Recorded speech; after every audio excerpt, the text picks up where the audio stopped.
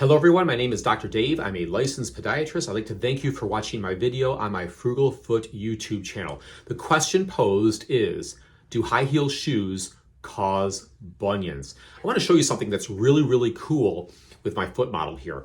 We all know the range of motion of our great toe, right? I mean, it goes up and down like this, and it articulates on that metatarsal head right there. But there's also a metatarsal base, and that articulates with this bone, and it also goes up and down, right? When your arch goes up and down, that joint is going up and down. That's what's bending there, okay? Well, when you step on the floor, that arch is supposed to go down, and it's supposed to be all the way back up when you leave the floor. But what if you have a flexible foot type?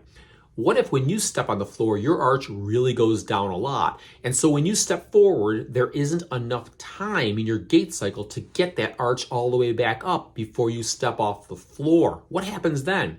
Well, it means that when you step forward, your arch is still somewhat down, which means that the head of that first metatarsal is elevated relative to the base. It's still on the floor, but the arch isn't as high. So this is kind of elevated versus this part of the bone. Well, why is that important? I want to show you something that's really neat. This joint, we just talked about this, allows your great toe to go up and down. This joint allows that bone to go up and down, but it also permits it to go back and forth like this. And the range of motion of that joint is in two directions. It goes up and out or in and down. Well, okay, when you step on the floor and the arch goes down, we expect that the first med head will go up and out, and the fifth med head will go up and out. This is why when we were kids and we would go to the shoe store and the shoe salesman would measure your foot with a Brannock device and then go in the back and pull out the shoes and try them on your foot with you standing, he would reach down and squeeze your foot to check the width. That's the reason why, is because we expect our arch to be down and we expect the foot to be splayed out like this. But when you step forward, you don't want that to happen. You want the arch to be all the way back up, because when the arch is all the way back up, the first and the fifth metatarsal heads are down and in, not up and out.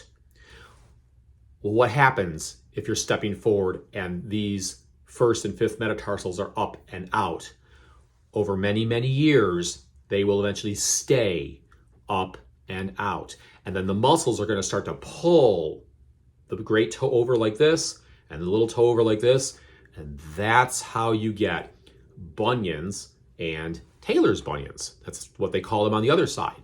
Okay. Now, yes, you can wear a tight shoe like a high heel shoe and you can get bunion bursitis because the shoe's really tight and it's forcing your forefoot into the shoe and it gets irritated. But in terms of the actual structure of a bunion, the answer is no. A high heel shoe does not cause a bunion to form. If you learned something from this video, please give it a thumbs up. I'm Dr. Dave. I'll see you on my next foot video.